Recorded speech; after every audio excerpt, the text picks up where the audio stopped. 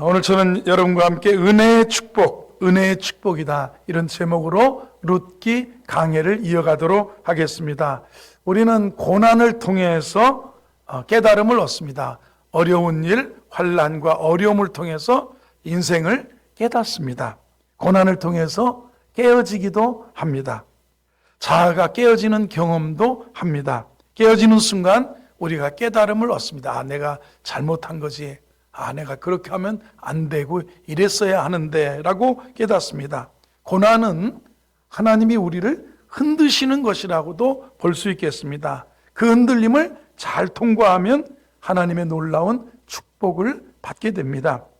그러니까 고난은 한편의 은혜입니다. 하나님의 은총의 사건입니다. 하나님은 고난을 통해서 사람들을 흔드신 후에 놀랍게 사용하십니다. 우리가 물약을 사면 병뚜껑에 흔들어서 복용해 주세요. 중수병에도 마시기 전에 잘 흔들어서 마시세요. 예전에 저 어렸을 때 광고에 흔들어 주세요 하는 그런 그 음료수 광고가 있었습니다. 하나님은 흔든다는 것은 환난을 의미하는 거고 고난을 의미합니다. 시련을 의미합니다. 환난, 고난, 시련을 잘 통과한 사람이 잘 쓰임받을 수가 있다는 겁니다. 하나님은 요셉을 애굽의 총리로 높이 세워서 하나님의 뜻을 이루기를 원하셨습니다. 그래서 요셉을 13년 동안이나 애굽에 팔려가게 하시고 종살이 그리고 감옥살이를 하게 하시다가 하나님이 때가 되시니까 그를 흔드신 다음에 애굽의 총리로 세우셔서 당시에 전 세계 열방을 기근에서 구원해내는 정치가로 사용하셨습니다. 하나님은 그를 그렇게 해서 높이 세우셨어요. 높이 올라가는 건물일수록 아래로 깊게 튼튼하게 내려가야 된다는 겁니다. 그래서 하나님이 존귀하게 사용하기 원하시는 사람은 먼저 아래로 떨어뜨리기도 하시고 흔들기도 환난과 시련과 고난을 통해서 하신다는 겁니다. 환난과 고난으로 흔드신 후에 사용하시는 하나님의 은혜를 경험한 사람이 우리가 지금 말씀을 통해서 공부하고 은혜 받는 룻입니다.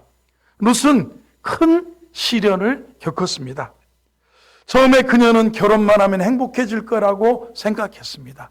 그래서 남편 만나서 행복하게 살려고 했는데 얼마 안 가 시아버지가 돌아가시더니 남편과 남편의 형제마저도 자식도 낳지 못하고 자기들 두 과부를 남겨놓고 죽었어요.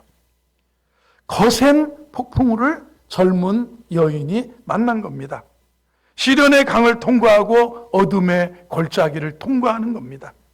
그리고 이 통과하신 후에 하나님의 예비하신 축복이 성경을 통해서 우리가 무엇인지를 알고 있지만 룻은 캄캄한 인생을 걸어가고 있습니다. 그런데 룻은 후에 하나님이 예비하신 커다란 축복과 은혜를 경험하게 되는 겁니다. 하나님은 룻에게 은혜를 베푸시기 위해서 보아스를 예비해 주셨습니다. 보아스를 만난 것은 하나님의 은혜였습니다.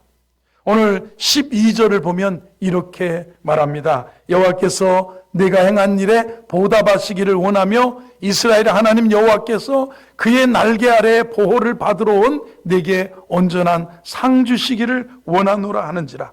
룻은 보아스를 기대하고 베들레헴의 시어머니를 따라온 것은 아닙니다. 룻은 하나님의 은혜를 사모하고 전능자 하나님을 믿겠다고 결단하고 이방신 모압의 신 그모스를 버려두고 본토를 떠나서 시어머니를 따라 베들레헴에 온 겁니다. 이 말씀을 통해서 보면 고난을 이렇게 통과한 룻에게 하나님은 보아스를 만나게 하시고 이삭 줍는 여인에게 5가지의 은혜를 베풀어 주시는 것을 볼 수가 있습니다. 하나님은 사모하는 자의 영혼을 만족하게 하십니다. 하나님은 환난과 고난을 통과한 룻에게 좋은 만남을 예비해 주셨습니다. 그게 누굽니까? 보리 이삭 죽기 하러 율법에 약속된 가난한 자를 위해서 허락된 그 일을 하러 이삭 주우러 갔는데 우연히 보아스의 밭으로 발걸음이 인도되어졌고, 열심히 죽고 있는데 마침 보아스가 들판에 추수하는 것을 보러 나와서 이가 누구냐고 물어보는 그런 우연 같은 일이, 우연히 마침 보아스가 와서 보아스를 만나는 일을 경험합니다. 이 보아스가 오늘, 보아스를 통해서 하나님은 룻에게 은혜를 베푸시는데, 그 은혜는 우리가 예수 그리스도 앞에, 전능하신 하나님을 믿는 예배자들 앞에 늘 주시는 은혜라는 것입니다. 첫 번째, 최상의 길로 인도하시는 하나님의 은혜를 우리는 사모합니다. 룻이 받은 첫 번째 은혜는 오늘 8절 말씀을 보도록 하겠습니다. 보아스가 룻에게 이르되 내 딸아 들으라. 이삭을 주우러 다른 밭으로 가지 말며 여기서 떠나지 말고 나의 소녀들과 함께 있으라. 인도하는 거예요. 앞으로 이 밭 저 밭 다니지 말고 내 딸아 들으라. 이삭 주우러 다른 밭으로 가지 말고 여기서 떠나지 말고 나의 소녀들과 함께 있으라. 인도하는 거예요. 룻의 길을, 가난한 룻의 길을, 인생의 길을 이렇게 우리는 전 세계 사람이 역사 이래로 가장 많이 좋아하는 시, 가장 많이 읽고 평생에 임종에도 읽어주기를 바라는 시편 23편을 보면, 여호와는 나의 목자시니 그가 나를 푸른 풀밭으로 인도하시고 누이시고 쉴만한 물가로 인도하시는 목자를, 나를 인도하신다. 인생길을 인도해 주신다는 겁니다. 가장 지금 보아스가 룻을 인도하고 있습니다. 가장 좋은 밭으로 인도하고 있습니다. 안전한 밭, 안전한 길로 인도하고 있습니다. 다른 밭으로 가지 말라는 겁니다.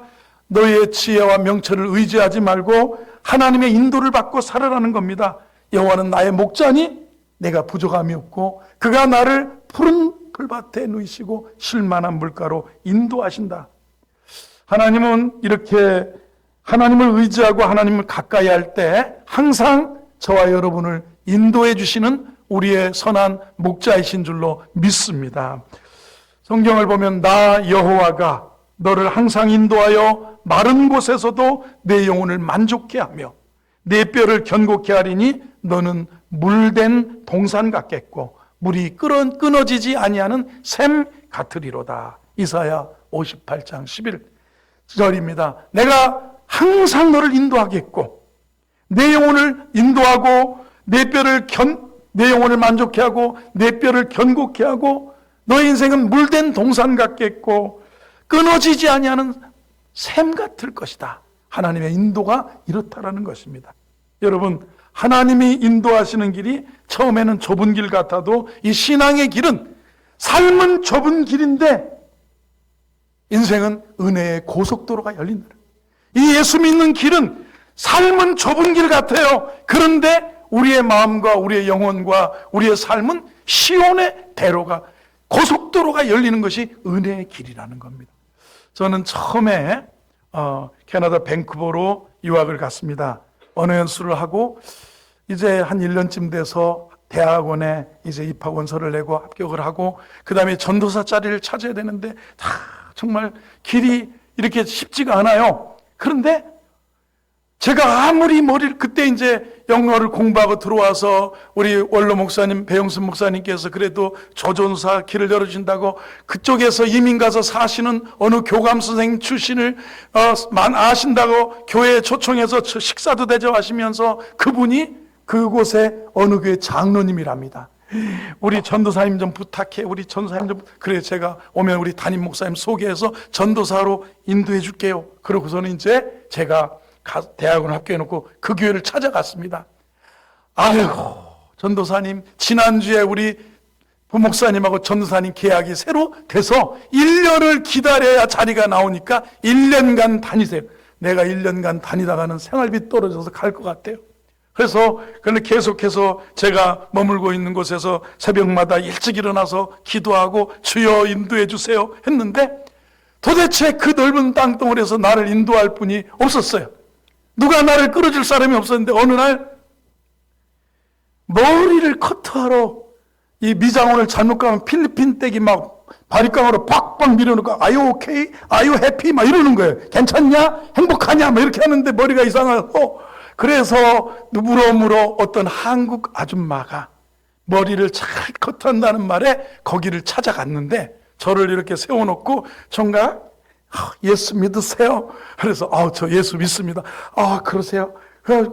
어떻게 믿냐 그러다 저 전도사님이면 어느 게 전도사님이냐 그래서 제가 한국에서는 전도사님을 열심히 일하다가 왔는데 지금 전사자를 찾고 있다. 주의 종은 놀면 안 됩니다. 저희 교회에 오세요. 제가 내일 오시면 내가 목사님 소개해 줄게 그러는 거예요. 자기 말에. 그래서 어떻게 오냐니까 오늘 오신데 스카이트레인이라고 지하철 비슷한 걸 타고 오시면 그 역 앞에 교회차가 주일날 10시에 있대. 그거 타고 교회 오면 내가 주일날 만나서 목사님 소개해주고 전도사님 되게 해주시겠대. 그래서 주일날 다음날 새벽에 일찍 일어나서 기도하고 가가지고 갔는데 정말 새가족이 돼서 앉았다 일어났다 하고 목사님 이렇게 만나서 그날 했는데 목사님이 이렇게 보시더니 마음에 드신다고 이력서를 써놓고 가래 사무실에서.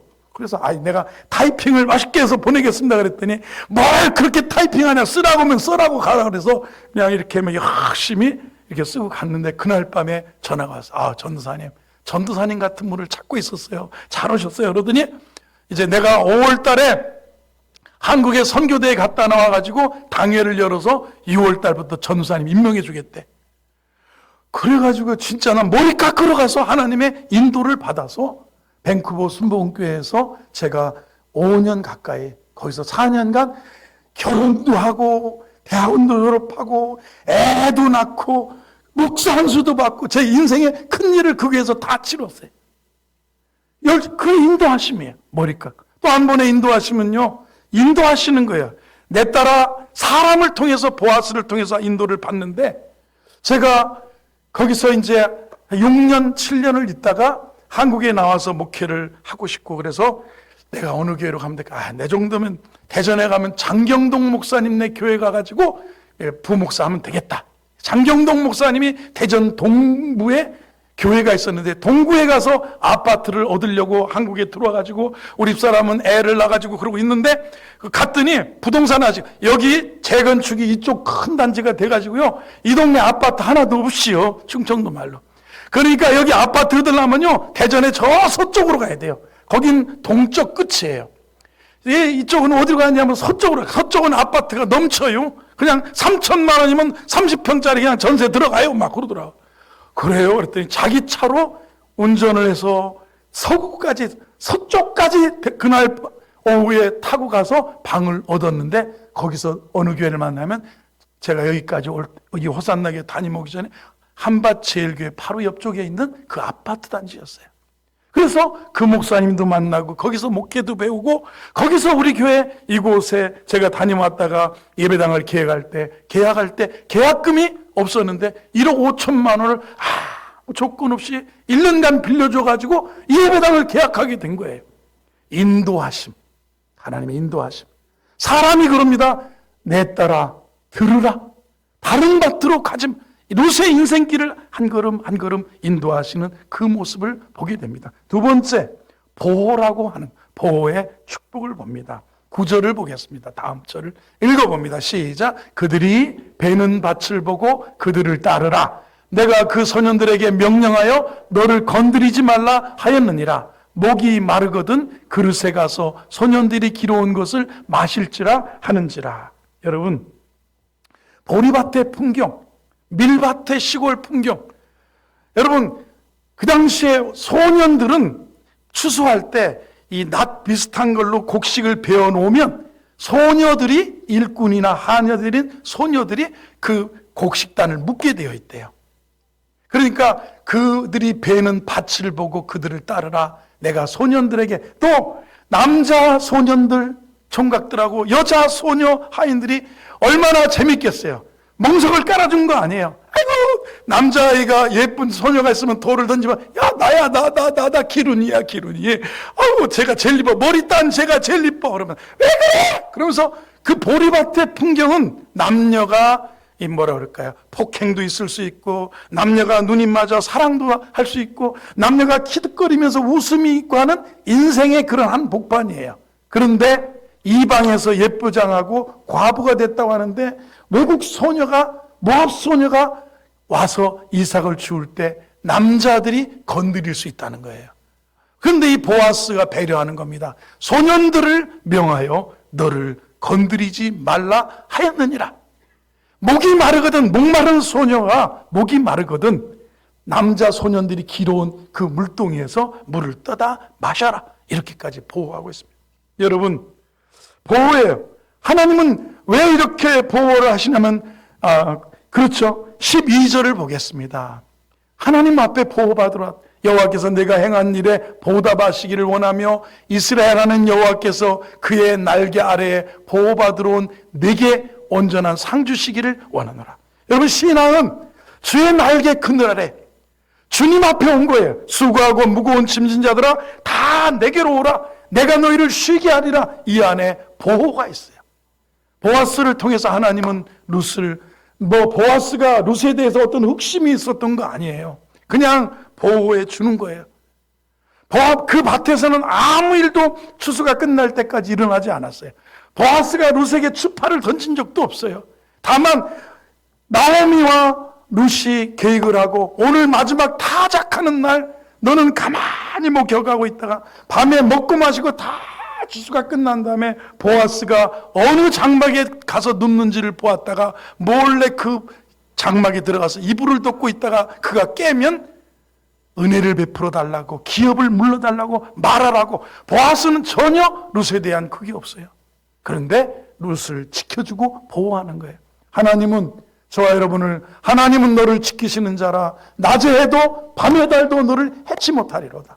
2026년 여러분, 하나님의 보호의 축복이 우리 성도들과 함께하기를 주의 이름으로 축원합니다. 아멘 해보세요. 세 번째는요, 오늘 11절을 보면 이렇게 말합니다. 보아스가 그에게 대답하여 이르되, 이렇게 이제 왔다는 거예요. 12절을 보세요. 여호와께서 이런 걸 했더니 룻이 뭐라고 하냐면 13절에 이렇게 고백합니다. 자기를 위로해 준다는 거예요. 룻이 이르되 내 주여 내가 당신께 은혜 입기를 원하나이다. 난 당신의 하녀 중 하나와도 같지 못하오나 당신이 이 하녀를 위로하시고 마음을 기쁘게 하는 말씀을 하셨나이다. 여러분, 위로받고 싶을 때 있어요. 힘들고 환난, 고난, 역경, 어려움을 당할 때, 우리가 가난할 때 위로받고 싶어요. 그렇죠?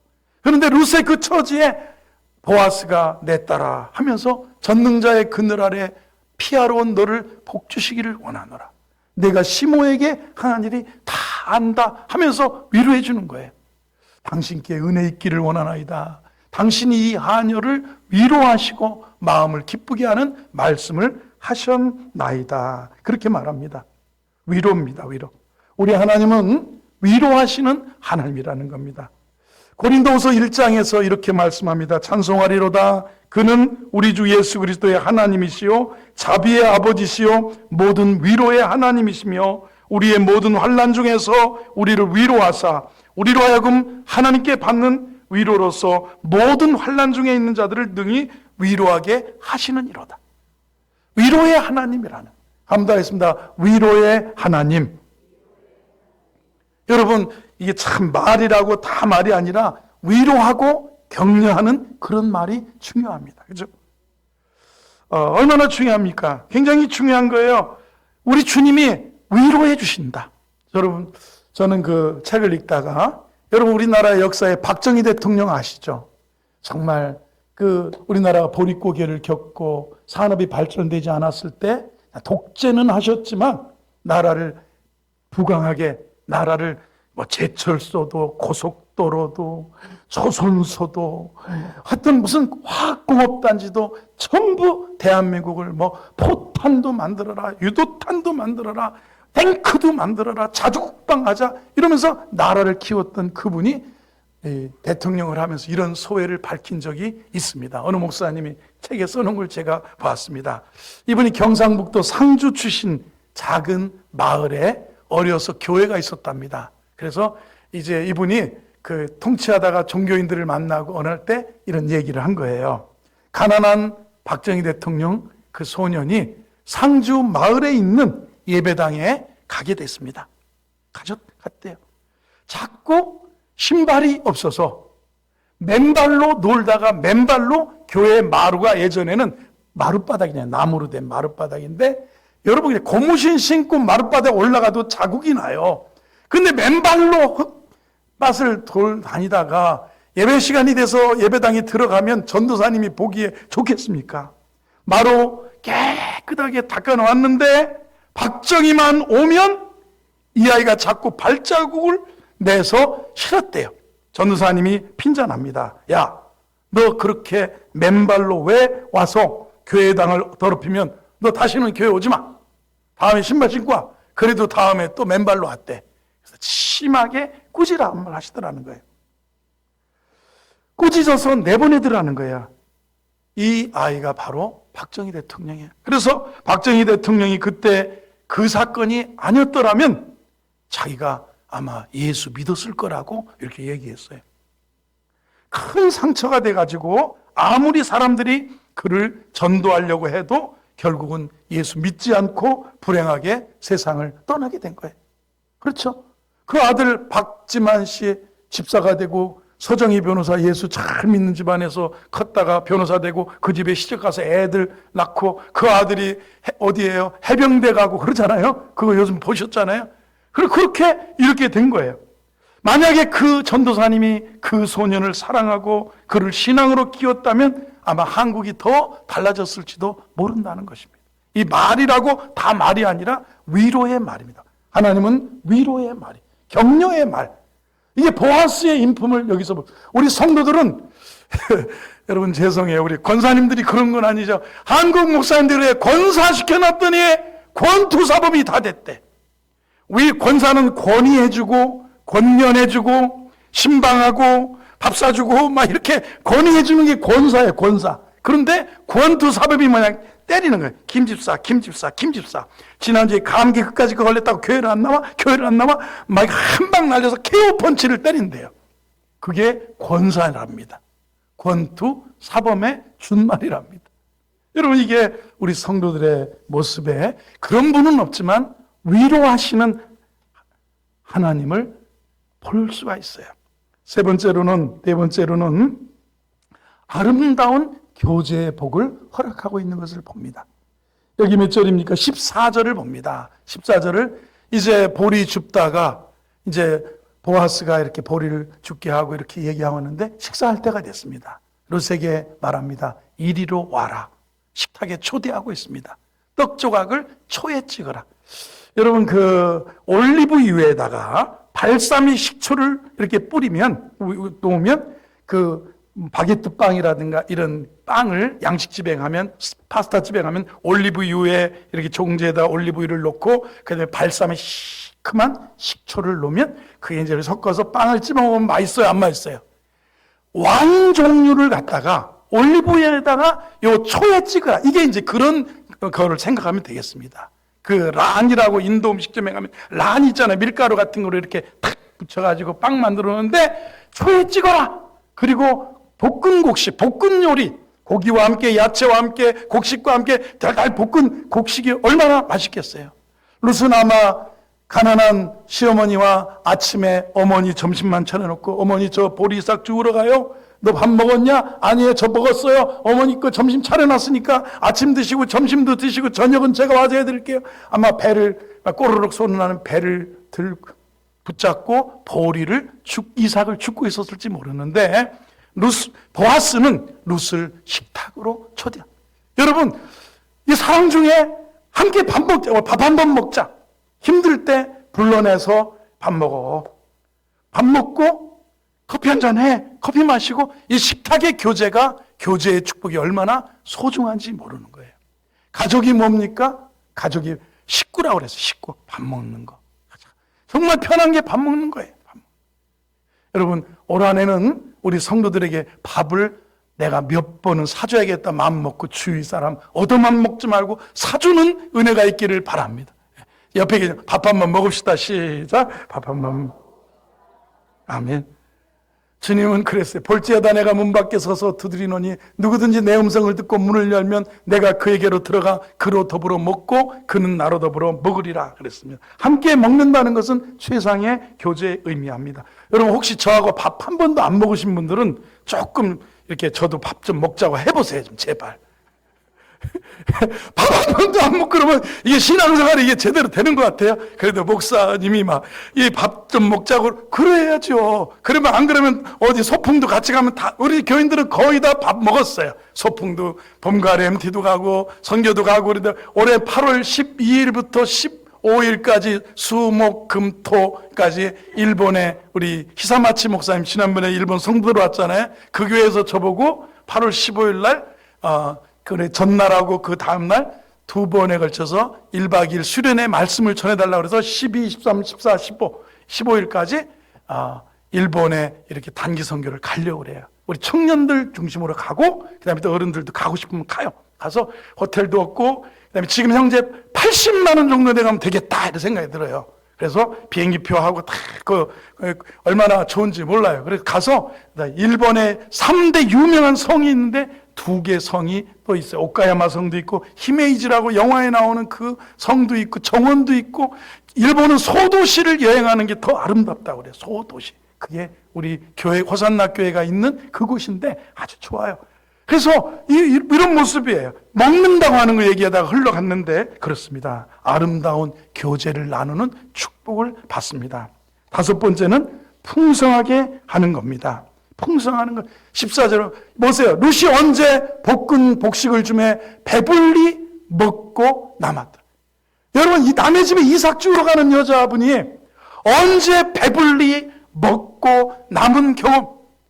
여러분 중에 보릿고기를 경험하신 어르신들이 있다면 야 내가 언제 가장 배불리 먹고 가장 맛있다고 먹고 그리고 남은 경험이 이게 룻에게는 인생에 정말 이 모압에서 돌아온 다음에 이게 정말 이 보아스가 초대한 식탁의 축복이에요. 배불리 먹고 남았더라. 남았어요. 그러더니 15절 16절에 보면 이 15절을 보세요. 룻이 이삭 주로 일어날 때 풍요를 얘기합니다. 풍성하게 채워주시는 하나님의 은혜를 여기서 보는데요. 보아스가 소년들에게 명령, 그에게 곡식 단사에서 죽게 하고 참 저쪽으로 가요. 저쪽 이 곡식단에서 주면 어떡해요? 이런지 하지 말라는 거예요. 이게 풍성하게 보아스가 룻을 배려해주는 아름다운 마음씨입니다. 풍성하게. 16절을 보세요. 또 그를 위하여 곡식단 조금씩 뽑아 버려서 그에게 줍게 하고 꾸짖지만 풍성합니다. 하나님 나라는 풍성한 나라입니다. 하나님 나라의 풍성함은 예수님을 통해서 우리에게 주십니다. 주님은 이렇게 말했어요. 도적이 오는 것은 도적질하고 죽이고 멸망시키려 오지만 내가 온 것은 양으로 생명을 얻게 하고 더 풍성히 얻게 하려 합니다. 도적이 오는 것은 여러분 신앙으로 믿음으로 하나님 말씀에 순종하며 사는 사람은 어렵게 사는 것 같아도 더딘 것 같아도 의인의 길은 돋는 햇살과 같아서 점점 빛나서 원만한 광명에 이르지만 다른 것, 세상의 것, 세상신, 재물신, 이방의 것들을 섬기는 것은 뭐냐면 이게요 도적이 오는 것은 도적질하고 죽이고 멸망시키는 거예요. 그러나 예수님이 온 것은 양으로 생명을 얻게 하고 더 풍성히 하게 하려 합니다. 예수님은 의인의 길은 돋는 햇살과 같아서 점점 빛나서 원만한 광명에 이르게 한다. 저는 동해안에 가면 아니면 저 지난번에 성도들과 함께 울릉도에 갔을 때 밤새 페리를 타고 새벽 아침 5시 정도에 막 뚝 하고 손님 승객 여러분 지금 해가 떠오르니까 가판 위로 올라가세요. 가판에 올라갔는데 저 수평선 너머에 태양이 막 감춰지고 빨갛게 올라오는 거예요. 의인의 길은 돋는해서 금세 바다에서 올라와요. 금세 올라오더니 원만한 광명에 이르게 된다. 더딘 것 같아도 예수 믿는 것은 풍성한 은혜예요. 하나님께서 인도하십니다. 하나님께서 보호하십니다. 하나님께서 위로하십니다. 하나님께서 풍성한 식탁의 교제로 우리를 초청하십니다. 하나님께서 우리에게 풍성함을 주십니다. 그런데 룻의 모습을 보면 그릇이 있습니다. 이 풍성한 은혜를 받기 위한 룻의 인품에 그릇이 되어 있었어요. 하나님의 은혜를 받기 위해 어떤 그릇이었을까? 네 가지 간단하게 말하고 마무리합니다. 겸손입니다. 13절을 보면 자신을 바라는데 내 주여 내가 당신께 은혜 있기를 원하나이다. 나는 당신의 하녀 중에 하나와도 같지 못하오나 당신이 이 하녀를 위로하시고 마음을 기쁘시게 하는 말을 자기가 하녀와 같지도 못하다는 거예요. 룻은 자신을 보아스의 시녀보다 못한 여자라고 말하고 있어요. 자신을 겸손히 낮추고 있습니다. 하나님은 교만한 자를 멸시하시고 겸손한 자에게 은혜 주신다 그랬어요. 사랑하는 성도 여러분, 내가 받을 자격이 있다. 내가 아버지에게, 시아버님에게, 내가 어머니에게, 내가 사람들에게 받을 자격이 있다. 이렇게 말하는 사람은 교만한 거예요. 내가 은혜를 입기를 원한다고 하는 거예요. 두 번째는 10절을 보겠습니다. 10절을 보면 룻이 엎드려 얼굴을 땅에 대고 절하며 그에게 이르되 나는 이방 여인이거늘 당신이 어찌하여 내게 은혜를 베푸시며 나를 어떻게 보면 예배하는 자의 모습 같아요. 경배하는 것 같아요. 이게요, 모든 축복은 우리가 예배를 통해서 주어진다. 하나님은 예배하는 사람을 찾습니다. 하나님께 오늘 이른 아침 모두 주를 찬송합니다. 거룩 거룩 거룩 전능하신 주님. 주님 앞에 우리는 나와서 신령과 진정으로 예배하는 거예요. 예배. 솔로몬이 왕이 된 다음에 자신의 연약함을 느끼고 기브온 산당에 올라가서 1000번의 희생을 드리면서 하나님께 예배를 드립니다. 그랬더니 꿈에 내가 내게 무엇을 주랴? 나는 아이입니다. 출입할 줄 모릅니다. 통치하기가 어렵습니다. 노신들은 노회한 지혜로운 자들이 많습니다. 내가 내게 지혜와 지식을 준다는 거예요. 하나님은 예배하는 자를 복주셔요. 사무엘은 어릴 적부터 성소에서 하나님 엘리를 받들어 섬기다가 음성을 듣고 선지자로 사사로 세움을 받습니다. 예배 드리는 자에게 미래가 있어요. 예배 드리는 어린이, 예배 드리는 젊은이, 예배 드리는 가정에게 하나님이 은혜를 주시는 거예요. 제가 그전에도 말했는데 지금 제 카톡에 케빈이라는 친구가 있는데 미국에서 살고 있어요. 제가 대전에 있을 때 충남 도청의 아버지가 도로국장이었어요. 여러분 도청의 국장이면 굉장히 높은 분인데 얘가 그래서 어려서부터 과외를 많이 영어도 잘하고 문학의 밤하면 영어로 시편 23편을 막 낭송을 하니까 자매들이 막 좋아하고 그랬었어요. 얘가 미국 가서 사는데 그 친구가 고등학교를 졸업하고 대학에 들어갔어요. 들어갔는데 점점 교회를 나오는 횟수가 줄어들었어요. 어느 날 저하고 우리 학생들하고 제가 전도사가 돼서 기도원에 가서 기도를 하는데 원장님하고 원장님 우리 학생들 기도 좀 해주세요. 그래서 원장님이 손을 들고 한 사람 한 사람 감동이 오면 예언 기도도 해주고 감동이 오면 권면도 해주고 그랬었어요. 그런데 이 친구의 머리에 딱 손을 얹은 순간 사랑하는 아들아, 너는 내 앞에 나오는 시간이 그렇게 아까우냐? 너 그렇게 내 앞에 나오는 게 그렇게 아까우냐? 너는 공부하면 잘 되는 줄 알지만 네가 내 앞에 나와서 엎드려 예배하는 그 시간에 내가 내게 지혜를 주는 시간이다. 여러분, 공부를 해야 지혜를 얻는다. 지식은 쌓이겠지만 지혜는 여호와를 경외함이 지혜와 지식의 근본이라고 말해요. 거룩하신 자를 아는 것이 명철이라고 그랬어요. 그랬더니 이 친구가 그게 진짜 아까웠나 봐요. 막 펑펑 울더라고. 그래, 전사님 진짜 오늘 하나님께서 원장님을 통해서 나를 막 감동하셨다고 잘못했어요. 펑펑 울더니 사랑하더라, 내게 나와 예배하는 시간이 그렇게 아깝더냐? 그 시간에 내가 아깝다고 하는 그 시간이 바로 내가 내게 은혜를 주고 지혜를 주는 시간이니라. 그 얘기에 이 친구가 깨져버렸어요. 여러분, 우리는 참된 예배자로 살아야 됩니다. 예배가 은혜를 받는 그릇이에요. 세 번째는 순종입니다. 8절을 보겠습니다. 8절을 보면 이렇게 가지 마라. 들으라 하니까 들어요. 다른 밭으로 가지 마라. 안 가요. 여기서 떠나지 마라. 그리고 내 소녀들과 함께 있으라. 그래요. 14절도 그럽니다. 식탁에 오라는 거예요. 식사할 때 이리로 와서 떡을 먹고 내 떡을 초에 찍으라. 그리고 이렇게 이게 되는 거예요. 여러분 보세요. 내가 괜히 아니라고, 내가 괜히 거기에 내가 이 성도가 성숙하면요, 성도가 말씀과 기도로 온전해지고 봉사 일에 하게 되는 거예요. 여전도에도 들어오고, 권사에도 들어오고, 청년회에도 들어오고, 들어와서 뭐냐면 회비도 내고 그러는 거예요.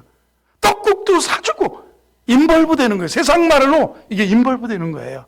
성숙은 내가 공동체에 소속되어 있을 때 성숙이 오는 거예요.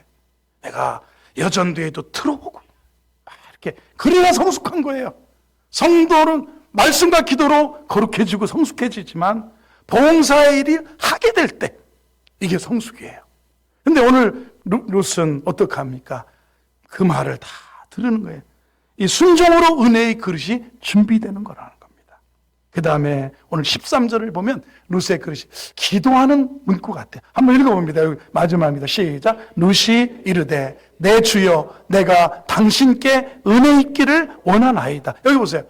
여러분 이게 기도 같죠? 하나님 은혜 있기를 원하면 하나님 오늘 저 계약합니다. 오늘 저 PT합니다. 근데 은혜 있기를 원합니다. 광고주가 그냥 뭐 나를 딱 낙점하게 은혜 있기를 원하. 아니면 오늘 부동산 집 계약을 해야 되는데 막 은혜 있기를 원합니다. 이 세상을 살면서 우리는 룻이 이르되 내 주여 내가 당신께 은혜 있기를 원하나. 이 기도입니다. 기도의 마음입니다. 룻은 보아스에게 은혜 있기를 원한다고 부탁하고 있습니다. 룻은 그녀가 살 수 있는 길은 은혜로만 살 수 있다는 것을 알았어요. 그래서 지혜는 은혜를 아는 겁니다. 지혜는 계속해서 부어주시는 은혜를 사모하는 것입니다. 오늘 여러분 은혜의 축복의 모습을 우리 룻을 통해서 발견하고요. 우리 신앙의 길이 이 하나님의 은혜에 있다는 사실을 알고 전능하신 하나님 앞에 날마다 살아가는 믿음의 종들이 되기를 주의 이름으로 축원합니다.